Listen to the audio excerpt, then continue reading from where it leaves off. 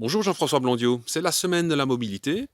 Récemment, avec le confinement et le déconfinement, on a observé un phénomène assez net, c'est le retour en force des deux roues. Et en ce qui te concerne, justement, tu as fait l'acquisition d'un vélo que l'on voit ici, un vélo électrique à assistance électrique. Peux-tu nous parler de ton expérience?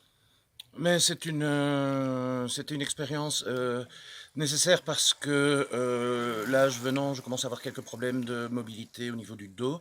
Et donc, j'ai décidé d'acheter ce vélo pour devenir un instrument de mobilité à part entière, pas seulement un instrument de détente, mais pour être mon véhicule lorsque je vais dans le village, lorsque je veux faire des petites courses dans le village ou même un peu plus loin. Et alors aussi un instrument de détente, mais pendant le confinement, j'ai eu l'occasion, puisque c'était un rare loisir, j'ai eu l'occasion de l'utiliser beaucoup. J'ai fait beaucoup plus de kilomètres avec lui qu'avec ma voiture. Estimes-tu que rouler à Silly à vélo, c'est sans problème?